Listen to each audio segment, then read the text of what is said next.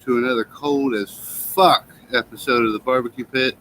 Gonna make it a quick one because we are doing a no heat, straight up cold cleanse in this motherfucker. So we're gonna make it quick.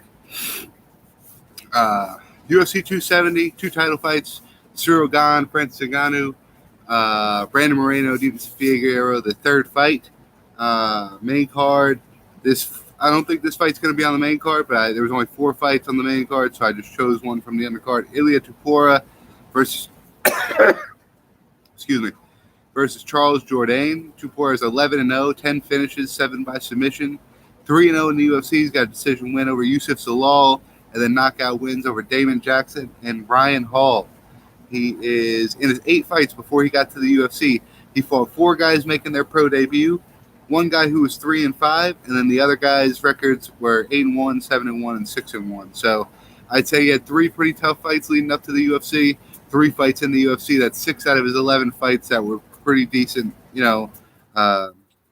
caliber guys he's fighting, and he's undefeated. He's going up against Charles Jourdain, who's a black belt in jiu-jitsu. 12-4-1 is his overall record. He's never been knocked out in his career. He's got 8 wins by knockout and 3 by submission. He's only been submitted in one of his fights by Julian Erosa in September. He's 3-3-1 in the UFC.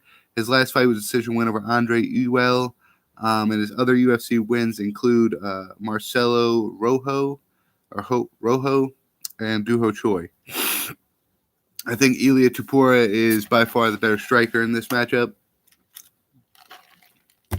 Charles Jourdain might have a little bit of a advantage on the ground, but Ilia Topuria, I think, is going to keep the fight standing and probably coast his way to a decision or even knock Charles Jourdain out. We've seen it before. No, we haven't. Sorry, never been knocked out.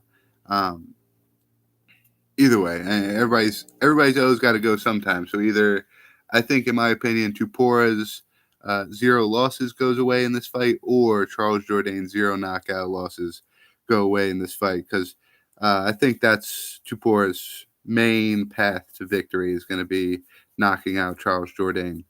So I got Topuria. Cody Standman versus Saad Nurmagomedov. Saad Nurmagomedov's got a 2-inch height, 3.5-inch reach advantage over Cody Standman. He's 14-2 overall. He's never been finished in his career. 3-1 in the UFC. He's got big wins over Justin Scoggins, Ricardo Ramos, and March Stringel in his last fight. His 2 career losses are to Hani Barcelonas and Magomed Bibliatov. Excuse me. And he's got wins prior to the UFC over Anderson Dos Santos and Luis Nogueira. 2 very high-profile fights before he even got to the UFC. Cody Standman, former Division II wrestler, blue belt in jiu-jitsu, 19-4-1 is his overall record. He's got 11 wins by decision, 6 by knockout, and he has never been knocked out in his career. He's only been submitted once, and that was by Aljamain Sterling at UFC 228 in 2018. He's on a 2-fight losing streak right now with decision losses to Jimmy Rivera and Merab Devashili. He's got big UFC wins over Brian Kelleher, Alejandro Perez, and then Brian Calloway. I think this one's pretty set in stone as well. Saad Nurmagomedov, I think, is one of the better strikers of the Nurmagomedovs. Cody Standman, a Division II wrestler. That combat sambo, man, I think it's kind of trumps wrestling, just Olympic Greco wrestling, as far as the superior grappling. So I think Saad Nurmagomedov has tools all around, grappling and striking, to defeat Cody Standman. I think that's exactly what he's going to do this Saturday night. Michel Pereira is taking on Andre Fajalo. I think he was supposed to fight Muslim Sokolov, and Sokolov had to fall out of the fight, so he is being replaced by Andre Fajalo. Pereira is 26-11-2 is his overall record. 10 wins by knockout, 7 by submission, 4-2 in the UFC. He's beaten Danny Roberts, then went on to lose 2 straight, Tristan Connolly and Diego Sanchez, that DQ against Sanchez. And now he's on a 3-fight winning streak with a submission win over Zelim Amadov, and then decision wins over Chaos Williams and Nico Price. He is 9-8 by decision, and he is a black belt in jiu-jitsu. Same for Fialo, I believe. He's currently on a 4-fight winning streak. making his UFC debut against Fiegero. All 4 of his wins in that 4-fight winning streak were by TKO. James Vick at XMMA 1. Song Huyo, Lincoln Peg, and Stefan Silic. He's 14-3 overall. He's got 11 wins by knockout, 1 by submission. 2 out of 3 of his losses are also via knockout. And he is going up against a high-profile, very flashy striker in Michel Pereira. Pierre's also has 37, 39 to 17. So like 13 or 14 more professional fights than Fajardo. Stiffer competition, better striking. I got to go Michel Pereira there. Pretty easily, too. I mean, that was probably, out of all the fights, I know it's short notice. Most of the time, short notice fights are somewhat uneven, but this one was pretty easy to pick for me. Brandon Moreno versus Stevenson Fiegero. Moreno 1-0-1. Of course, the first fight was a draw, so Stevenson kept his belt. Next fight, Brandon Moreno submitted Stevenson, and this would be their third fight. Moreno is 19-5. He's never been finished in his career. He's got 11 wins by submission, 3 by knockout. He's got big wins in the UFC over Louis Samolka, Kai Kara France, Jesse Formiga, and Brandon Royval, and he's going to come into this fight just like he came into the previous 2 fights, with a 2-inch height and a 2-inch reach advantage over Fiegero. Both men a black belt in jiu-jitsu. Fiegero 22-1 is his overall record. He's never been knocked out in his career. Only got submitted once by Moreno in his last fight. He's got 9 wins by knockout, 8 by submission. UFC wins include Alexander Pantoja, Tim Elliott, Alex Perez, and then Joseph Benavidez twice before he ran into Brandon Moreno. So, I mean, this is one of the best matchups there is at flyweight. The past 2 fights, and then most likely this fight as well could be a contender for fight of the year, fight of the night for sure. So overall exciting. Two guys that are very, very exciting. Brandon Moreno, who is a very tough Mexican-style fighter with great chin, and Figero's got knockout power, can put you out at any moment. It's just hard. Brandon Moreno is such a tough guy, and he's a good grappler, and he's got way too many tools, I think. And close fights or not, I know anything can happen. He could get knocked out. Hasn't happened before, but he could get knocked out. I'm still going to go Brandon Moreno, keeps the belt, and continues his reign in the flyweight division. Ciryl Gane, Francis Ngannou. This is the hardest one I think I've had to predict in past month, 2 months, 3 months. We're talking about long time. This is probably one of the hardest fights. Ngannou, 16-3, won his title in his most recent fight with a TKO over Stipe Miocic in March. He lost his second professional fight, and then his other 2 losses include Stipe Miocic and Derek Lewis. He's got 12 wins by knockout, 4 by submission, 100% finish rate. And let's just talk about those 2 losses really quick. The Francis Ngannou versus Stipe Miocic fight, the first one, he was doing good. He got, and Stipe just got the better of him, just flat out got the better of him. And Francis learned from that, and he became a more, I don't want to call it relaxed or calm or anything, but he just became more of a calculated fighter than just a swing, brawling type of fighter.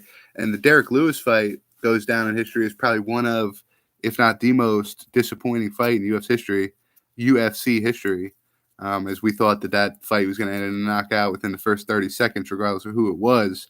And it went 5 rounds to a decision, and it was one of the most boring fights I've ever seen. So 2 out of his 3 losses are one was inexperience, one was just I guess both men being way too tentative to make a lunge forward to try to finish the fight, and they were kind of just both sticking and trying to point fight each other. And Derek Lewis, if they're point fighting, no knockouts, I take Derek Lewis over Francis Ngannou every day. 5-round fight might get a little bit hairy because Derek Lewis don't got the best cardio, but strictly kickboxing outpointing Derek Lewis all day. But Ciryl Gane, Francis Ngannou opponent Ciryl Gane is his former training partner, one of the first training partners they ever had, same exact size, very similar build. Gane is 13-0 as a professional Muay Thai fighter and 10-0 as a professional mixed martial artist. He's got 4 wins by knockout and 3 by submission. He's 7-0 in the UFC, and his biggest wins in the UFC include Junior Dos Santos, Jazeer Rosenstrick, Alexander Volkov, Derek Lewis in his most recent fight in August. And then the combined record of his opponents prior to him getting into the UFC was 16-2. So he had 3 fights before getting to the UFC. 2 guys, I believe. One guy, I think, was like 1-1. And then the other 2 guys were both like 8-1, 7-1. So before he got into the UFC, he's fighting killers. And then he gets to the UFC and he goes on 7 fights straight of just beating these killers. Cyril Gane has a great grappling game. He's the same size. His strength is going to match up very well to Francis Ngannou. I think this is a very, very, very, very, very tough matchup for Francis Ngannou. I'm just going to jump on a limb and say I'm going underdog. I'm going Cyril Gane at plus 100 to win a decision.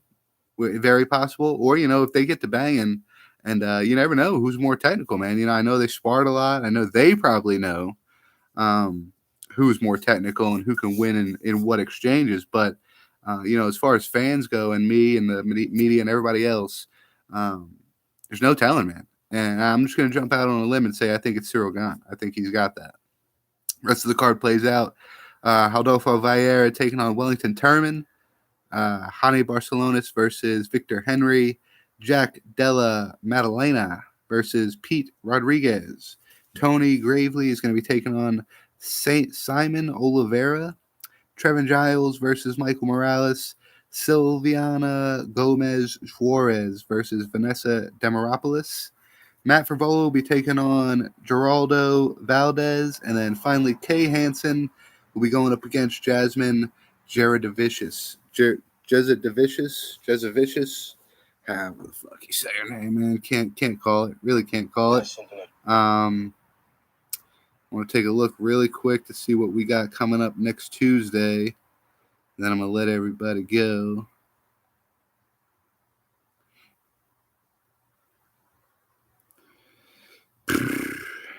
Let's see. All right. All right, so February 5th. Are they fucking skipping a week again? Hey, Dana. Why are you being a dick? Dude goes a month, no UFC, from December 15th to January 15th. We come back for 2 weeks, and then we fucking skip another week? You don't skip a week in January. It's bullshit. So, next Tuesday, the 25th, we won't have a UFC, so we might just be doing... Next card is February 5th, Jack Hermanson versus Sean Strickland, which is going to be a great card. A great fight night card. But I don't know. I won't make an announcement yet. I'm sure it'll be an LFA or a Bellator fight or something. It'll be so. We're going to be previewing something next Tuesday. Make sure you come check it out. Not sure what it is yet, but we will see you then. Stay barbecued, motherfuckers. You know what it is.